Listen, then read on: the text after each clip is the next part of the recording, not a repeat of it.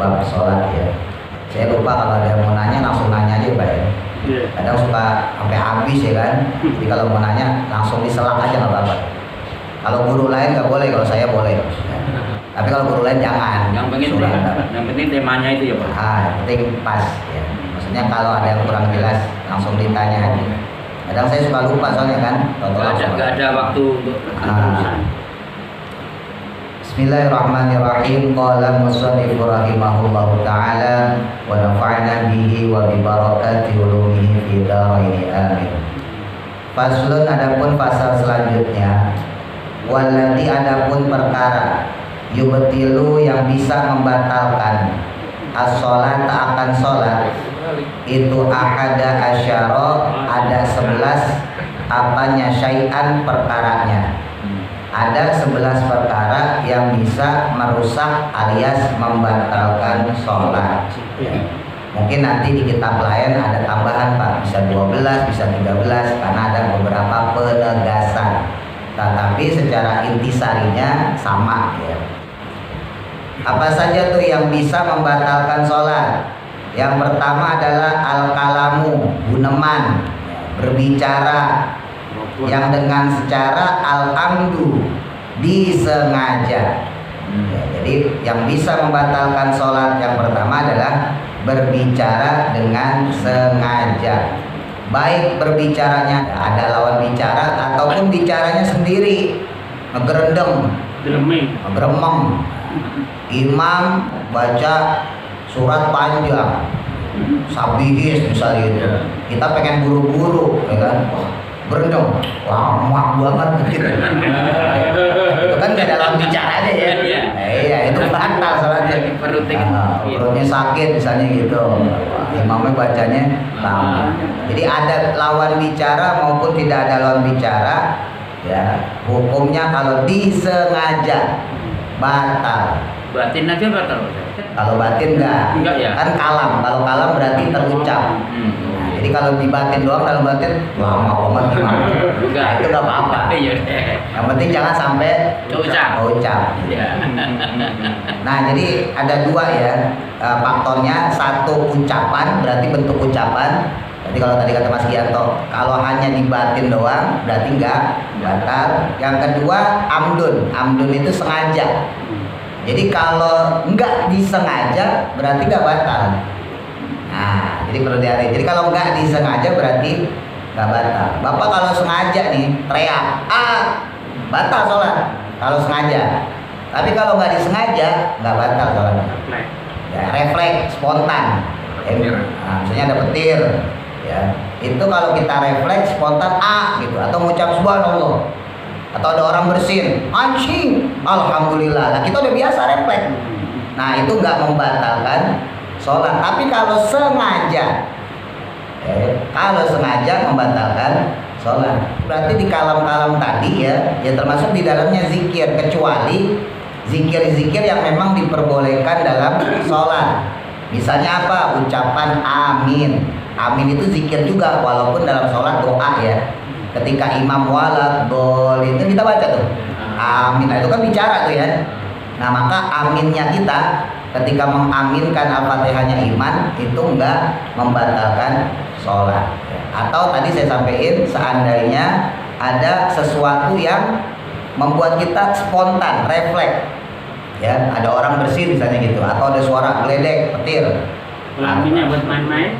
Amin kalau buat main-main selama aminnya cuma amin doang, nggak lebih nggak kurang ya, tetap sah sholatnya. Jadi walaupun dia main-main kesannya ya imamnya misalnya dia nggak senang gitu kan, aminnya ke orang demo, amin, ya nggak meledekin gitu, nggak meledek, itu tetap sah sholatnya. Yang penting jangan ditambah, jangan dikurang. Biasanya kalau nggak cocok imamnya gitu. Iya biasanya gitu.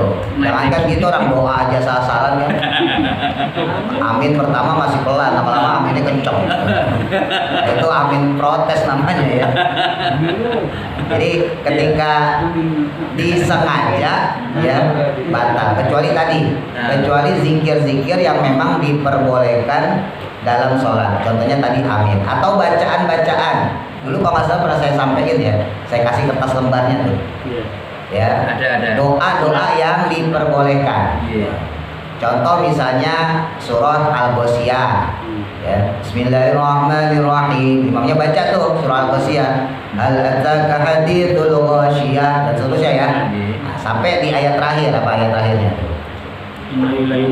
Inna ilaina iyabahum thumma inna alaina hisabahum. Nah, itu ada kesunahan doa. Doanya Allahumma hasibni hisabai yasiro atau Rabbi hasibni hisabai yasiro. Itu sunnah. Nah, itu nggak batalin sholat, Pak. Apa-apa. Baik terucap maupun dalam hati. Atau surat Al-A'la. Ya, surah Al-A'la bukan yang musanya, hati-hati. Yang di depannya tuh. Sabbihisma rabbikal a'la. Sunnah. Subhana rabbiyal a'la. Jadi imamnya baca Sabbihisma rabbikal a'la. Kita sunnah baca Subhana rabbiyal a'la. Terus dilanjutin alladzi khalaqa fasawwa dan seterusnya. Nah, yang belakangnya nggak usah dibaca. Ibrahim wa Musa alaihi salam. Nggak ada. Ayo. Sampai suruh kakak ngaji. Ya. Dan kalaupun ada nggak mungkin alaihi salam, pasti alaihima. Karena dua orang. Ya, dalam tata bahasa Arab ada satu, ada dua, ada jamak ya. Kalau satu disebutnya mufrad, tunggal, ada dua orang, itu disebutnya tasniyah. Ada yang ketiga berarti lebih dari dua orang, disebutnya jamak. Kalau bahasa Indonesia kan lebih dari satu udah banyak ya. Nah, kalau dalam bahasa Arab enggak, satu, dua, baru lebih dari dua, jamak. Nah, kalau satu orang misalnya gitu ya, muslimun, nah satu orang muslim. Kalau dua orang berarti tambahin alif nun, muslimani. Kalau muslimnya banyak berarti pakai wawu nun, muslimuna. Nah, berarti kalau alaihima sama seperti itu. Alaihi salam untuk satu orang. Kalau untuk dua orang alaihima. Kalau untuk banyak alaihim. Jadi kalau kita baca pun alaihi salam juga salah. Harusnya alaihimas salam. Tapi nggak usah itu. Berarti semua nabi kalau ada yang baca Quran semuanya dibaca ini ya. Iya, takutnya pas kebetulan imamnya mungkin hafid ya kan, senengannya baca ayat-ayat yang panjang-panjang. Kan ada di Quran itu kan nama-nama nabi kan. Nah, misalnya ada Nabi Isa, ya, Summa Isa bin Maryam, terus dia alaihissalam. Terus dengar baca ada nama Nabi Muhammad, Muhammadur Rasulullah sallallahu alaihi wasallam. Nah, itu nggak boleh karena memang bukan bagian yang dianjurkan dalam sholat. Tapi kalau dalam hati boleh nggak? Boleh. Tapi kalau terucap nggak boleh, gitu ya. Nah, jadi supaya diingat-ingat, karena ini kitabnya ringkas ya Pak, karena cuman kitab kecil, jadinya saya sampaikan lebihnya.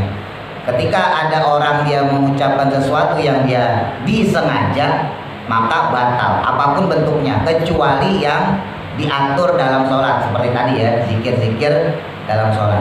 Ada orang misalnya nih bersin, kan memang disunahkan kita jawab ya. Ketika kita dengar orang bersin, alhamdulillah, kita disunahin jawab yarhamu Allah, kan begitu. Tapi dalam sholat enggak.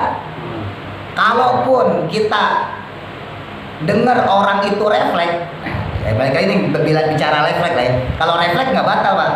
Ada orang bersin, asyik, refleks dia, alhamdulillah nggak batal. Tapi kita tetap nggak boleh dicapin dalam lisan. Kalau mau bales lewat dalam hati aja, batin aja, yarhamukallah. Dalam batin ya, dalam hati kita, yarhamukallah boleh. Tapi kalau sudah terucap, dianya kagak batal, orang dia refleks. Lah kita yang ucap batal kita.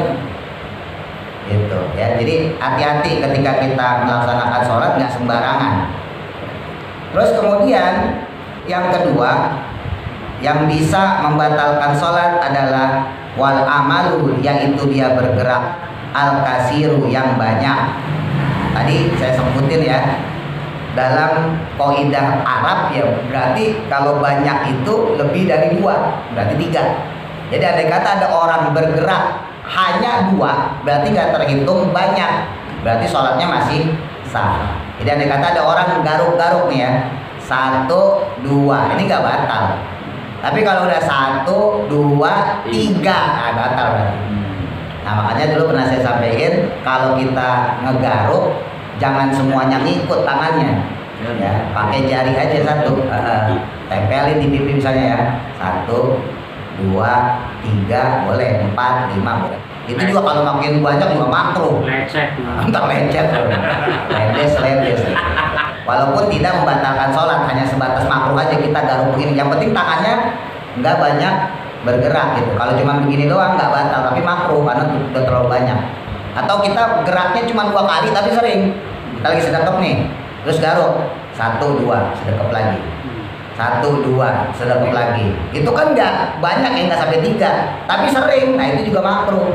Memang nggak sampai batalin sholat, ya, tapi makruh. Jadi kalau orang Jawa bilang kurang marem, kurang puas garuknya, ya udah tempel aja, tempel terus di garuk. Nah kalau masalah garuk nih ya, atau masalah apapun, dari kita berdiri, dari kita sedekap sampai kita tasyahud, maka yang digunakan adalah tangan kiri. Ini kebetulan karena tangan kiri saya megang mic, jadi saya contoh pakai tangan kanan ya. Nah, jadi kalau kita melakukan apapun, mau batuk, mau bersin, mau nguap juga nutupnya pakai tangan kiri. Ya, tangan kiri kalau buat nguap berarti telapak, ya, telapak kita yang dibalik. Ini telapak tangan jangan begini. Belakang. Nah, orang barat begini Pak, kita ngikutin orang barat aja. Jadi dibalik. Ya, punggung telapak tangan ditaruh di depan mulut. Terus kalau batuk, bersin pakai bagian ini sikut. Mau di luar sholat maupun di dalam sholat. Kita bersin. Batuk.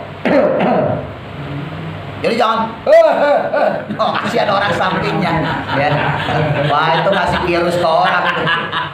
Kadang ada lagi kan begini. Nah kalau habis itu salaman sama saya akhirnya saya ketularan jadi batuk pulang. Nah, jadi kalau untuk bersin atau misalnya kita batuk ya gunakan lengan baju kita. Ya, kita batuk nih. Ya, kita bersin pakai sama. Nah kalau nguap baru. Nguap ditutup Pak. Kadang orang sholat gak nguap sambil baca Fatihah, kan? Baca Fatihahnya sambil nguap dulu, berhentiin dulu. Kita ngantuk nih, udah sampai Maliki Yaumiddin. Maliki Yaumiddin, iyyaka na'budu wa iyyaka nasta'in. Nguap, ya udah nguap dulu. Lanjutin lagi, ihdinas siratal mustaqim itu. Jangan disambi sama nguap. Iyyaka na'budu wa oh itu model ya, biasanya subuh Pak Ustaz. Ya itu benar. Sholat subuh biasanya. Subuh lagi ngantuk-ngantuknya kita ya. Secara baca Qur'annya pasti salah. Ya dong. Mana ada makrot? Iya karena nggak ada makrot kayak gitu. Ya kan? Yang benar ya iyyaka na'budu wa iyyaka nasta'in kan gitu. Khususnya dalam rukun qauli salat ya. Rukun qauli salat berarti takbiratul ihram, Allahu akbar. Fatihah itu rukun qauli yang wajib maksudnya ya. Kalau subhana rabbil azimi, subhana rabbil a'la kan nggak wajib ya. Ya, terus kemudian tasyahud akhir, terus sholawatnya kepada Nabi, terus salam itu berarti runtutan yang wajib-wajib rukun qauli. Ya, kalau ada sesuatu yang memungkinkan bisa merusak bacaan, ya tahan dulu. Di antaranya tadi muap, batuk itu kan bisa merusak bacaan ya.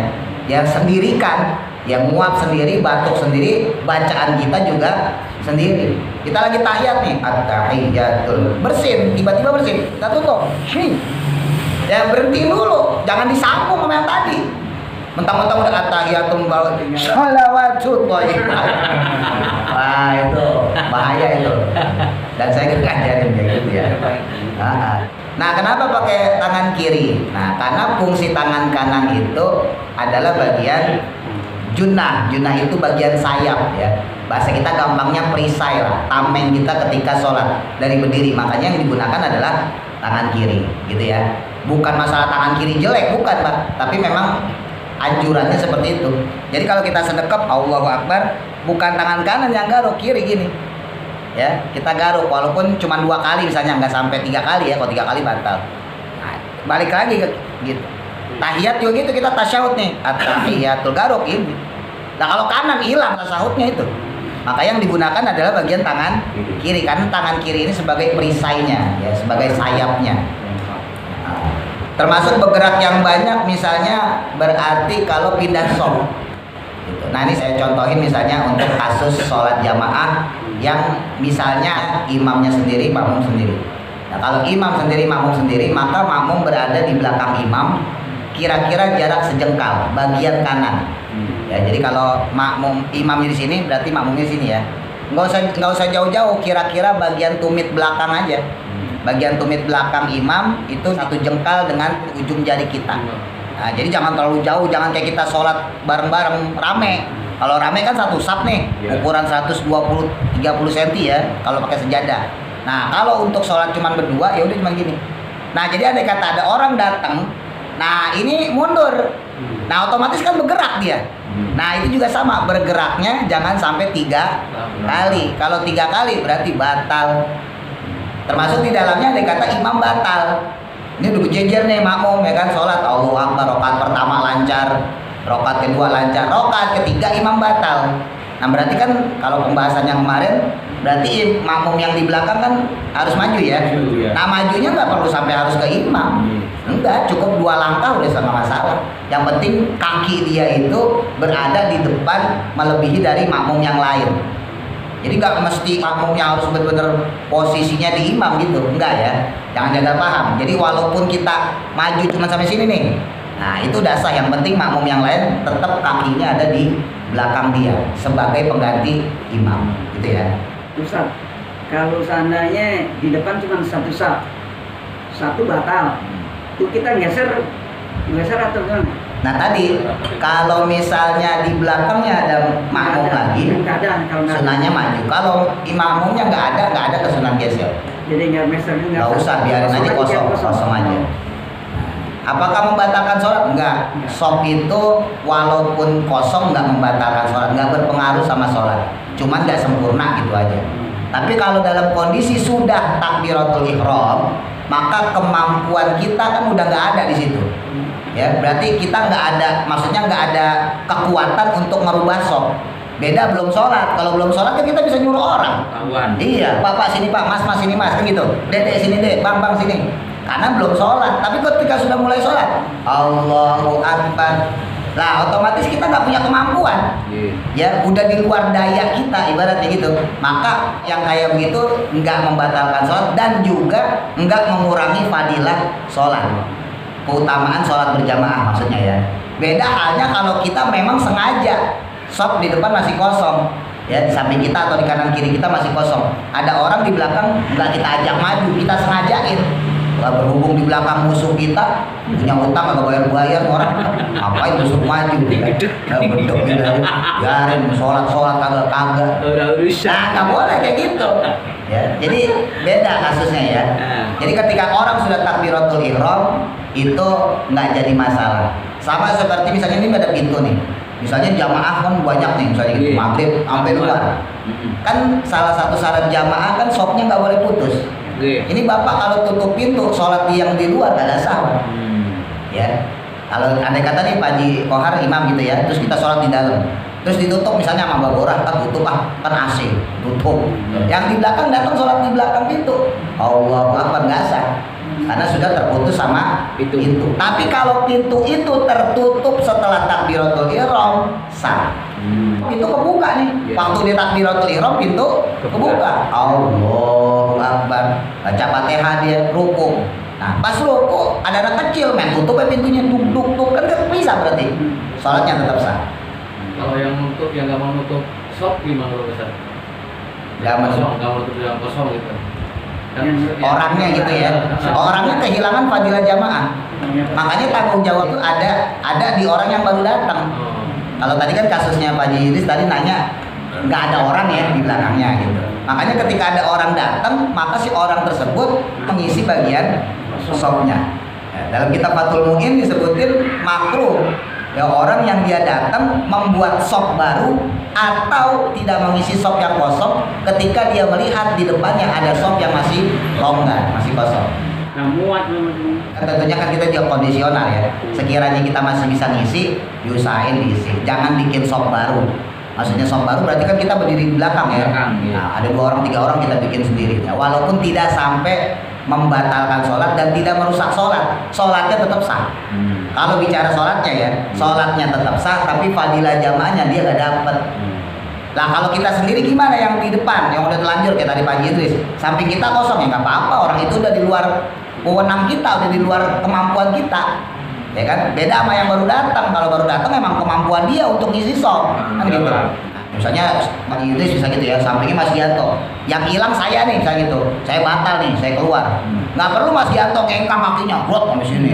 Mas Idris ngengkang sampai sini supaya softnya dapet, nggak perlu. Biarin aja kosong aja.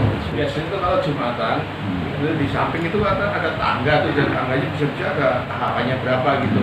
Itu langsung sebelahnya itu langsung buat sholat atau banyak juga. Pintu cuma paling terbuka ya itu satu aja, tapi banyak orang di samping sebetulnya karena nggak muat. Itu gimana Ustaz? Intinya kalau untuk sab ya, selama dia masih menyambung itu sabar, intinya gitu. Tapi kalau dia terpisah baik oleh jendela, baik oleh pintu, walaupun dia bisa melihat, maka sholatnya nggak sah, intinya itu. Jadi kalau ada orang yang sholat dekat-dekat jendela, ya dekat pintu, dekat tangga, harus ada seorang makmum yang dia itu mengantarkan atau menyambungkan sopnya dari sop yang sebelumnya. Saya beri contoh gampangnya gini. Ini kan samping orang bisa sholat di sini, ada jendela, ada orang sholat di situ nggak sah. Tapi kalau dibuka? Ya dibuka pun nggak sah. Kenapa nggak sah? Satu, karena ada jendela. Jendela itu nggak umum buat orang lewat. Emang sih bisa nyelip-nyelip ya kan? Tapi kan nggak umum. Beda kalau pintu.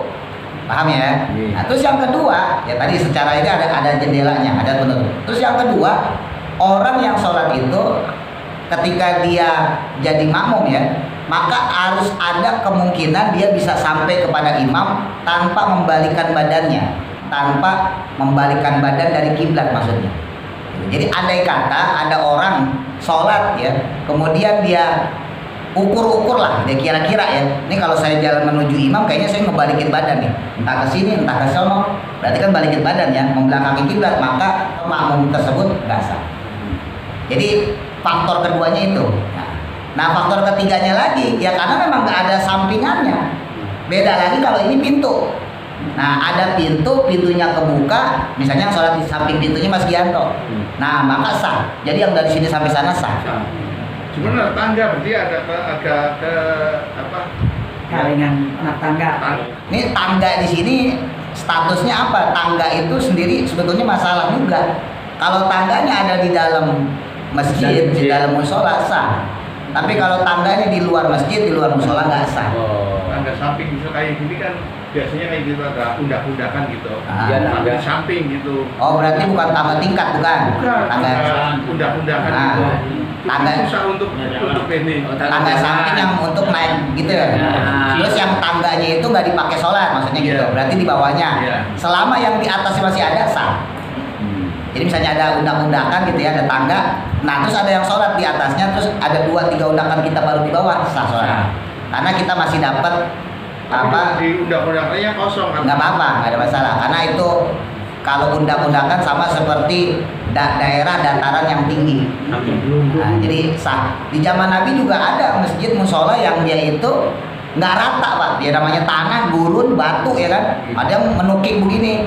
Nah kalau pas yang menukik ada sahabat sholat di sini, ya otomatis sholat sahabat lain nggak mungkin sholatnya di daerah yang nukik gini, di area yang menukik kan, pasti sholatnya di sini, merosot kalau di sini, ya enggak? Atau sebaliknya, misalnya di sini berarti dia di atasnya, dia nggak mungkin melakukan di daerah yang menukik kalau zaman dulu.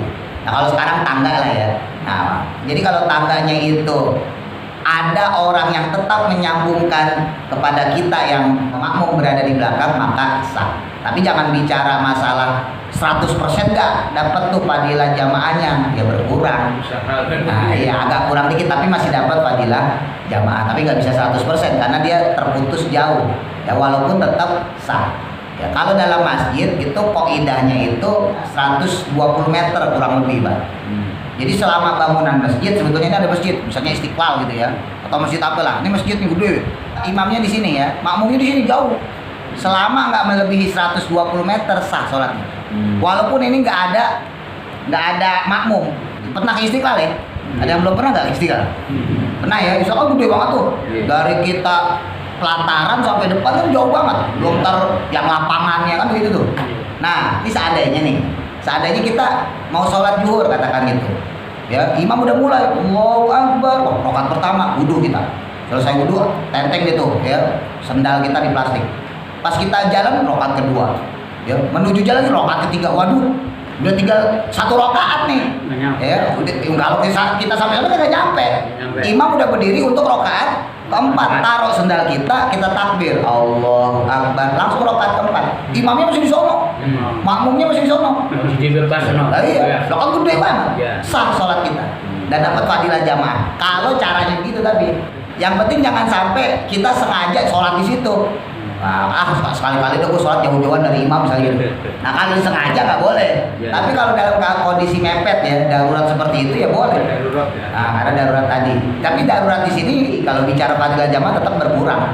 Tidak sesempurna mereka-mereka yang bisa menyatu dalam satu tempat bersama imam, gitu ya. Kalau sampai boleh, enak-enakan saya Pak Ustadz ngimami saya di rumah aja. Benar. Masuk. Pakai siaran langsung. Gitu ya. Kan imam di situ. Ini ada pernah lihat di sini juga di bisa sama-sama makmum yang tadi karena penuh samping-sampingnya sudah penuh. Ya nggak sah. Ya nggak sah. Makanya membuat bangunan masjid itu harus hati-hati juga, bangunan sholat itu harus hati-hati. Nggak cuma sembarang arsitektur, yang bikin juga harus ngerti masalah sholatnya, masalah jamaah. Tadi saya sampaikan, ini misalnya katakan ada sebuah masjid ya, ini masjid, ini imam kiblat ya, kayak gini lah kiblat. Nah, ini nggak ada pintu di sini. Ini halaman ya, berarti bangunan masjidnya ini, ya. Terus kemudian pintunya di tengah. Pintu jamaah buat masuk adanya di tengah di belakang. Terus ada orang sholat di sini. Sementara pintunya kan di sini. Nggak sah orang sholat di sini. Karena nggak ada yang menyambungkan, walaupun ada jendela kayak gini. Walaupun ada jendelanya, nggak sah. Karena harus ada orang yang bisa menyambungkan antara makmum yang di dalam dengan orang yang di luar. Paham maksudnya ya? Jadi kalaupun itu pintu ditutup aja nggak sah. Wah, sholat udah mau mulai. Kan ada beberapa tempat khususnya di kantor ya Pak. Saya juga kan pernah ngantor jadi tahu. Sholat Jumat sebelum sholat dibuka. Orang udah mulai banyak ya. Sholat udah dimulai baru ditutup. Katanya sayang AC-nya. Ini lucu ya. Nah makanya jangankan sampai depan imam, kalau dia nggak ada batasan aja nggak sah. Yang mana nggak ada makmum yang bisa menyambungkan dia dengan shop yang selanjutnya. Ini berlaku baik laki-laki, anak kecil ya maupun yang dewasa, sama. Beda nanti sama perempuan. Kalau perempuan memang ada kesunahan untuk memberikan jarak antara makmum laki-laki dengan perempuan. Jadi andai kata ada 3 orang nih, 1 imam laki, 2 makmum, yang satunya laki-laki, 1 perempuan ya. Maka katakan imam di sini, ya, maka makmum pertama laki-laki, makmum kedua kan perempuan. Yang harusnya di belakangnya si laki-laki yang jadi makmum, maka munduran dikit lagi. Jadi nggak mentang-mentang dia makmum juga berada di samping si makmum laki-laki atau berada di belakang makmum laki-laki. Berada di belakangnya benar, tapi nggak satu saf seperti kita, agak mundur lagi. Jadi ada kata inilah gitu ya. Ini makmum laki-laki nih, imam di sini. Maka bukan di sini nih. Letak si makmum perempuan bukan di sini, tapi di situ. Depan pintu. Bisa bedain. Karena memang ada kekhususan buat perempuan. Kalau yang saya itu jangan ikutin laki perempuan. Nah, itu jelas. Tapi bicara sholat sah. Makanya kan banyak orang kritik itu sholatnya gimana? Sholat mah sah Pak, tapi nggak dapat fadilah jamaah. Kalau sholatnya sah, si perempuan tadi ya andai kata sholat di samping laki-laki, sholatnya tetap sah, tapi tidak dapat fadilah jamaah. Begitu juga kita yang laki-laki, andai kata di samping kita perempuan juga gitu. Jadi kalau kita sholat misalnya sama istri, ya, maka statusnya nggak kayak tadi yang saya terangin, kakinya di belakang dikit gitu kan. Nah ini berlaku kalau laki-laki. Kalau perempuan mah kagak, biasa dia, bisa biasa. Tetap jarak. Iya, misalnya kita tahajud gitu ya, atau kita sholat malam, sholat witir, kali-kali kita bareng sama istri. Nah, maka sopnya itu bukan seperti laki-laki yang di belakang mata kaki pas, bukan, tapi sopnya di jauhan dikit. Jauhnya pun tetap nggak boleh ditutup. Harus tetap ada akses di mana dia bisa berjalan menuju imam. Nah kalau Ramadan kan saya perhatikan misalnya gitu ya, ini kan kita pintu nih, biasanya kan sebelah sini buat perempuan. Nah pintu itu jangan ditutup. Kalau pintu ditutup maka otomatis aksesnya perempuan nggak sah. Aksesnya laki-laki sah karena pintu ini dibuka. Tapi akses ini ditutup, nggak sah perempuan. Jadi kalau menutup satu aja, yang penting tetap ada satu lubang yang bisa mengantarkan si jamaah tadi kepada imamnya. Iya. Gitu. Nah jadi kalau ini dibuka terus yang itu yang ditutup, berarti yang laki-laki yang di situ nggak sah. Karena nggak ada kebisaan dia untuk masuk secara normal lah ya, dalam tanda kutip secara normal menuju imam.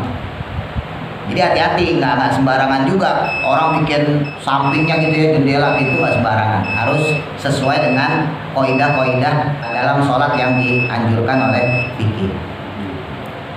Wal hadas yang ketiga hadas, jelas ya. Hadas berarti yang mewajibkan wudhu, kentut, ya, menyentuh laki-laki. Kalau perempuan itu laki-laki menyentuh perempuan yang bukan mahram, ya, dan sebagainya. Pokoknya hadas ya. Wa hudusun najasati. Lalu yang keempat terkena najis. Nah di sini terkena najisnya kalau di kitab Fathul Qorib syarah dari kitab Matan Takrib ini disebutin yang mana najis tersebut la yukfa, yang tidak dimaafkan. Contoh najis yang dimaafkan apa? Misalnya semut. Semut itu kan najis juga Pak kalau dia mati jadi bangke. Namanya semut kan punya kotoran. Nyamuk itu kan ada darahnya.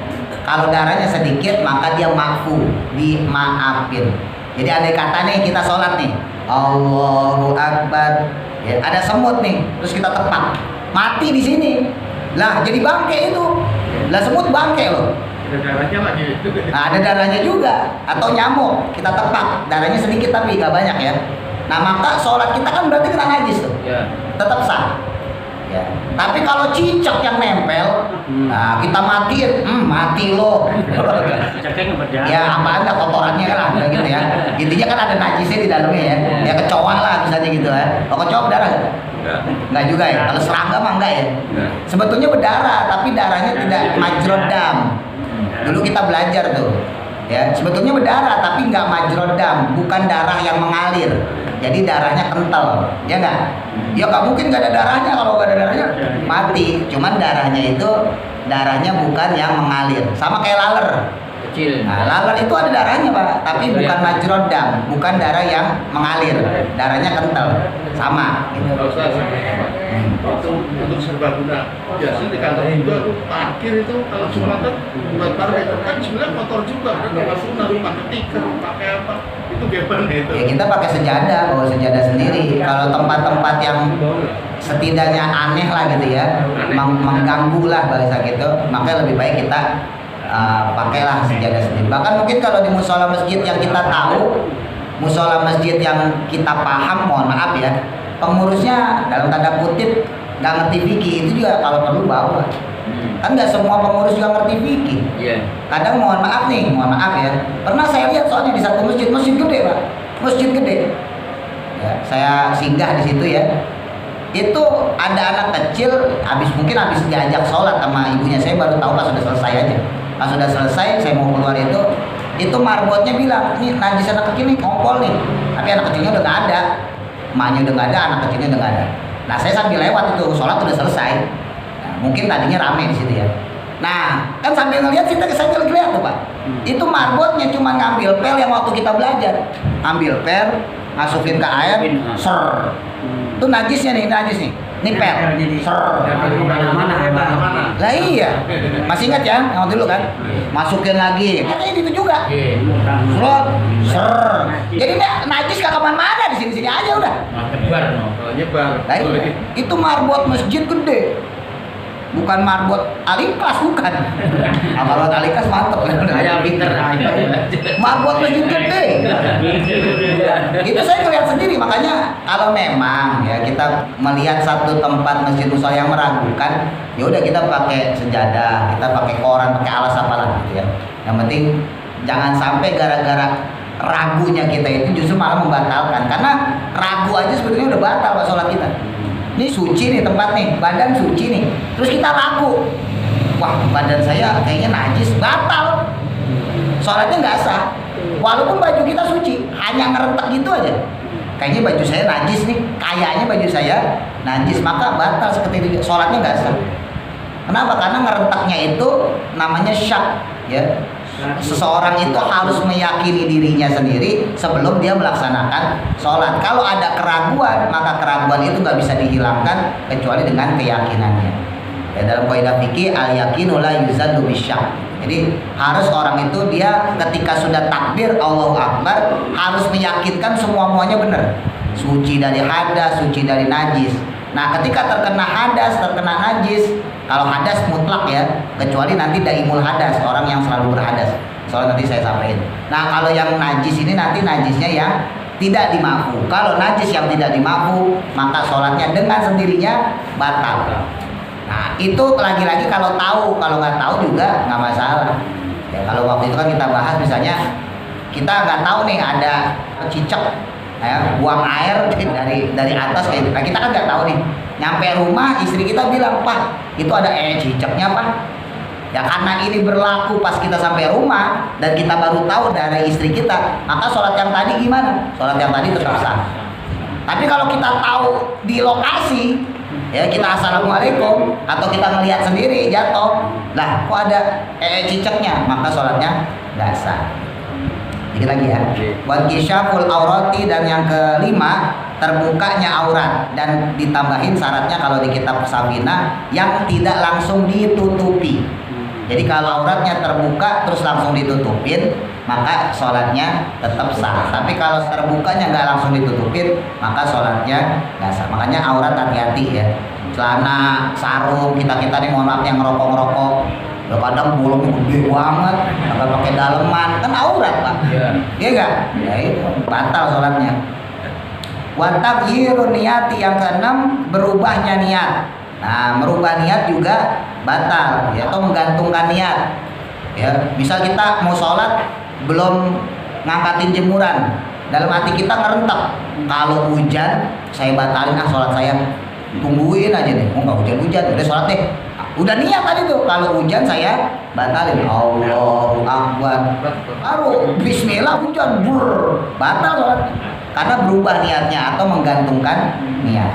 Wastidbarul kiblati, yang ketujuh membelakangi kiblat. Nah, membelakangi kiblat juga membatalkan sholat. Bahkan kalau dalam kitab lain bukan cuma membelakangi kiblat, ya tidak sampai membelakangi, jadi cuma menyamping doang, itu juga membatalkan sholat. Dalam hal ini apa? Bagian dada. Ya, dalam hal ini yang membelakangi atau mengesampingkan dari kiblat adalah bagian dada. Kalau muka enggak, Pak. Ya, kalau bagian wajah enggak. Jadi ada kata kita nyelip nih. Kita nyelip makanan gitu ya. Kita nyelip makanan atau kita batuk. Pas batuk kok keluar reak, boleh kita ludahin. Yang penting jangan ke depan, malah nggak boleh. Nggak boleh ke kiblat, ya. Ke kiri atau ke kanan. Yang bagus memang ke kiri, tapi nanti lihat kondisinya. Nah, ada orang ke kagak. Nah, kalau yang kosong kanan berarti kita ke kanan. Jadi boleh kita ngelepeng kalau udah, atau ada nyelip makanan itu kita buang. Nah, ini kan kalau kita begini berarti udah nggak madep kiblat kan? Selama dadanya masih madep kiblat, tetap sah sholatnya. Kita lepek, gitu.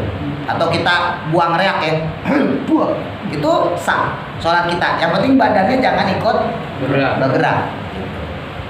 Terus wal aklu, yang ke-8 makan.